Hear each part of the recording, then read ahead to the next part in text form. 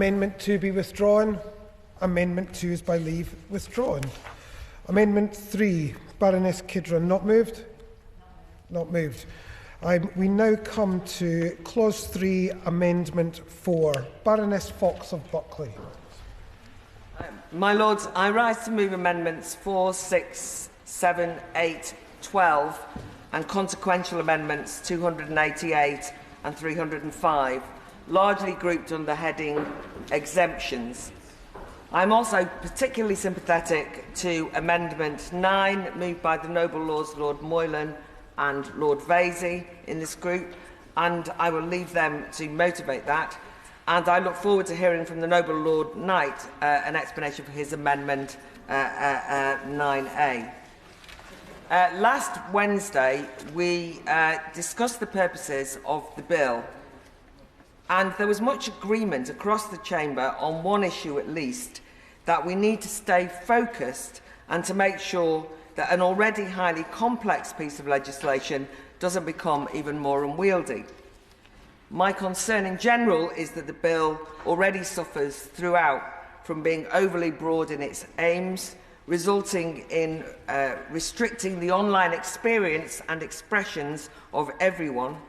So this series of amendments is about trying to rein in the scope, allowing us to focus on clear targets rather than a one-size-fits-all bill that sweeps all in its wake with perhaps unintended and damaging consequences. This bill creates an extraordinary set of regulatory burdens on tens of thousands of British businesses, micro-communities, tech platforms, no matter the size. The impact assessment claims that 25,000 businesses are in scope, and that's considered a conservative estimate. This implies an extraordinary range of platforms, from Mumsnet and Wikipedia to whisky tasting forums and Reddit, will be caught up in this bill. So my challenge is, can we find a way of removing the smaller platforms from scope, because it really will destroy too many of them if they have to comply with the regulatory burden created by dealing with regulations created with huge Silicon Valley behemoths in mind. Just let's consider some of the regulatory duties that these entities are expected to comply with. They will need to undertake extensive assessments that must be repeated whenever a product changes. They will need to proactively remove certain types of content, involving assessing the risk of users encountering each type of illegal content, the speed of dissemination and functionality, the design of the platform, and the nature and severity of the risk of harms presented to individual users. This will mean assessing their user base and implementing what are effectively surveillance systems to monitor all activity on their platforms. And let's consider what a phrase like "prevent from encountering" would mean to a web host such as Wikipedia. It would mean that they'd need to scan and proactively analyse millions of edits across 250 languages for illegality under UK-specific law, and then block content in defiance of their own community's users' wishes. And there's much, much more, of course, and rest assured, Ofcom's guidance and risk assessment will, over time, increase the regulatory complexity and the burdens that involves. And those technological challenges don't even consider the mountain of paperwork and administrative obligations that will be hugely costly and time-consuming. All of that might be achievable, if onerous, for larger platforms, but for smaller ones it could prove a significant problem, with SMEs and organisations working with a public benefit remit particularly vulnerable. Platforms with the largest profits and the most staff dedicated to compliance will, as a consequence, dominate at the expense of start-ups, small companies and community-run platforms. Now, no doubt the Government and the Minister will ensure us that the duties are not so onerous, that they're manageable and that they're proportionate.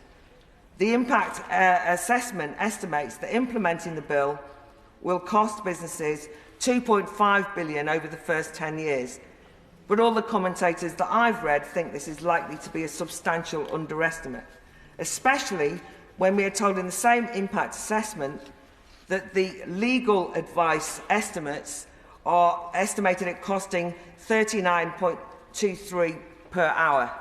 Now, I don't know what lawyers the government hangs out with, but they appear to not have a clue about the going rate of specialist law firms. Also, what about the internal staff time?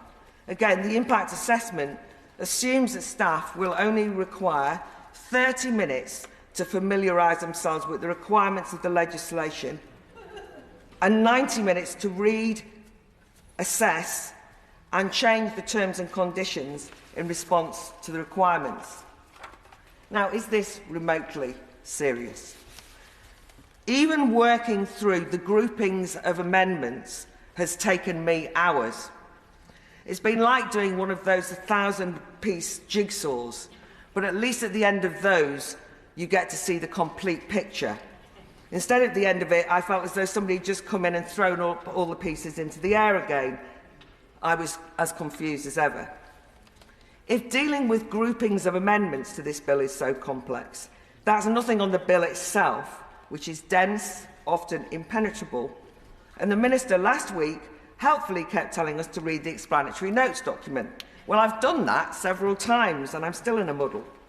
Yet somehow, the staff of small tech companies will conquer all of this and the associated regulatory changes in an hour and a half.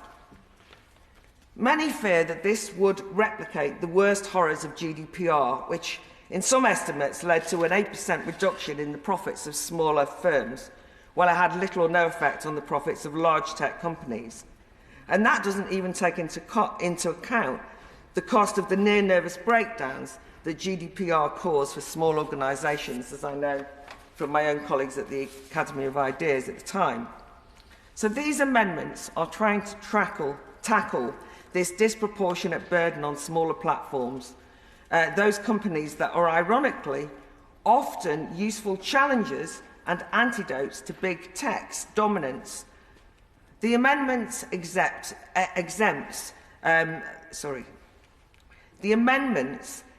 them unless there's a good reason for specific platforms in scope. Of course, cutting out those in scope of the bill may not appeal to everyone here, and looking at the ever-increasing amendments list, it seems that some noble lords have an appetite for expanding the number of services the legislation will apply to, and we've already heard the discussion earlier about app stores and online gaming. But we should note that the government has carved out other exemptions for certain services that are excluded from the new regulatory system. It's not included emails or SMS messages or one-to-one oral communications and so on and so forth. And so what I'm suggesting are some extra exemptions and that we remove services with fewer than 1 million monthly UK users. Ofcom would have the power to issue the provider with a notice bringing them into scope, but only based on reasonable grounds, having identified a significant safety risk and with 30 days' notice. I fear that if we don't tackle this, there is a substantial, serious and meaningful risk that smaller platforms based outside and inside the UK will just become inaccessible to British users. It's notable that over 1,000 US news websites blocked European users during the EU's introduction of GDPR, if you remember. We have to ask, will there be a similar response to this law? Or what, for example, will DuckDuckGo, the US search engine, conclude? It's a search engine that emphasises privacy and refuses to gather information on its users, meaning that it will be unable to fulfil the duties of identifying or tailoring search results to users based on their age contained in the bill. Are we happy for them just to go?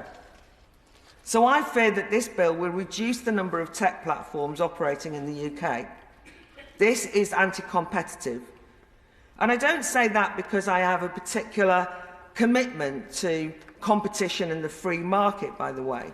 It's because competition is essential and important for users' choice and empowerment, and also for free speech, something that I fear the bill is threatening. Indeed, the Lords Communication and Digital Committee's extensive inquiry into the implications of giving large tech companies what is effectively a monopoly on defining which speech is free concluded, and I quote, "Increasing competition is crucial to promoting freedom of expression online. In a more competitive market, platforms would have to be more responsive to users' concerns about freedom of expression and other rights." And I think that's right. So if users are concerned that a platform is failing to uphold their freedom of expression, they could join a different platform with greater ease if there's a wide choice.